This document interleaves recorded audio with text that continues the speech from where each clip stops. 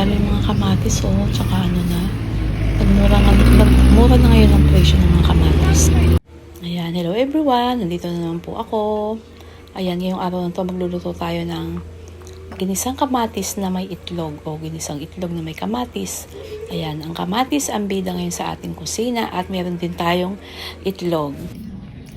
Ayan, dahil nga ngayon ay yun nga mura nga yung mga kamatis natin. 30 pesos lang isang kilo. So, kaya pwede na tayo magluto ng maraming kamatis. Ayan. At ito ay para sa ating breakfast. Ito yung ating kamatis na hugasan na. Diba talagang napakasarap po. Napaka-healthy nga ng ating mga kamatis. Ayan. At meron tayong limang itlog. Ayan. Tayo ay magluluto ng ginisang itlog na may kamatis. O pwede rin namang ginisang kamatis na may itlog. Kahit ano pa yung tawag doon. Basta dalawang ingredient lang sila, itlog at kamatis. Yan, mag-slice na po tayo ng ating mga kamatis. Bali, alisin ko lang yung, bawasan ko lang yung niya, yung mga buto. Kasi para hindi siya maasim. So, yung buto naman po ay optional. Pwede rin namang nandyan lang din yung buto. Pwede na rin nating hindi alisin.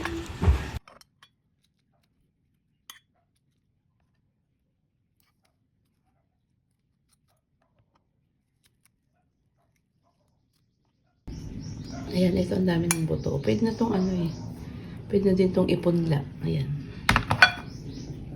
May ipupunla natin yan. Tayo ay mag-i-slice na.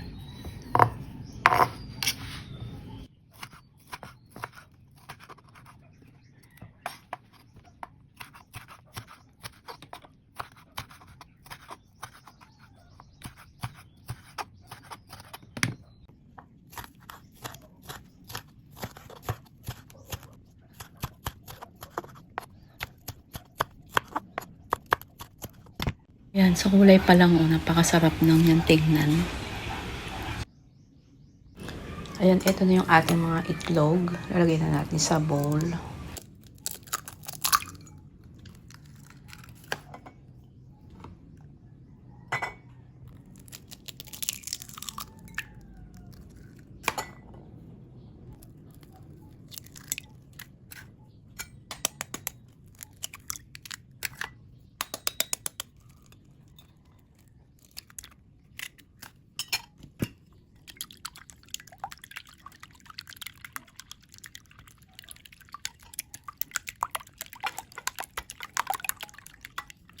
Yan, meron na tayong bawang at sibuyas. Nahiwa ko na. Tayo ay magigisa-gisa na. Mabilis lang itong lutuin, yung kamatis. Pag tinakpan ay mabilis lang siyang lumambot. Ayan, magigisa lang tayo ng ating bawang.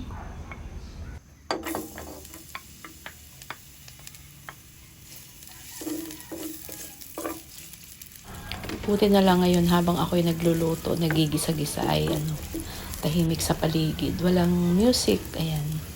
Kasi 'di ba maganda yung masarap pakinggan yung naririnig natin yung tunog ng ating niluluto, yung paggisa-gisa, 'di ba? Masarap sa tenga. Ayan, ayan na, napakabango na. Napakabango na ng amoy ng bawang sibuyas. Ayan, lalagyan natin yung ating mga kamatis. Ayan, parang ang sarap-sarap na. Sa kulay pa lang.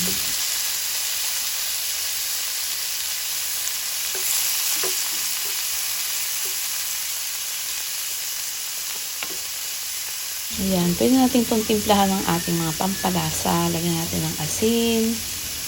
At kung ano yung preferred nyo. Pwede yung betsin. Pwede yung granules. Ayan, ano ba yun? Nasa atin na po kung anong ating ilalagay na seasoning. Ayan, nilagyan ko na rin ng konting ground black pepper. Ayan, haluhaluin lang natin.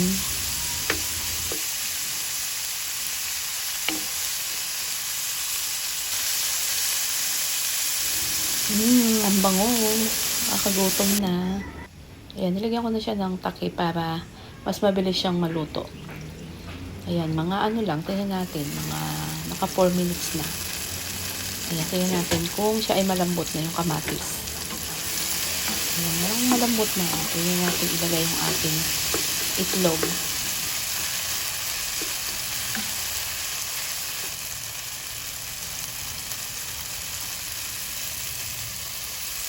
Ayan, ibubuhusan natin yung ating mga itlog.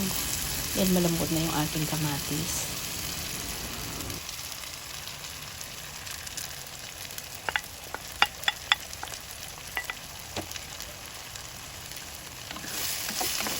Ayan, halu-haluin lang din natin.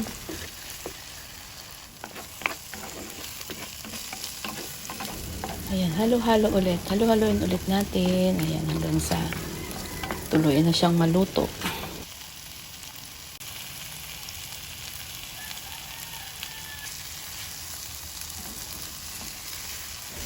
Ayan, isang halo pa para papunta naman sa kabila yung medyo ano pa yung itlog natin. Hindi pa masyadong luto. Ayan, luto na. Napakabilis lang lutuin. Siguro mga 10 minutes, 8 to 10 minutes. Ayan, luto na yung ating ginisang itlog na may kamatis. Ayan, sarap. Ayan, mas masarap to kung paparisan natin ng pritong tuyo or pritong daing. Ayan, kumakain ba kayo ng pritong tuyo or daing?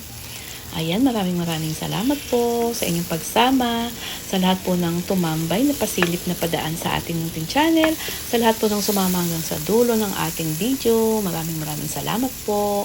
Ingat po tayo lahat. God bless us all. Keep safe, everyone. See you on my next video.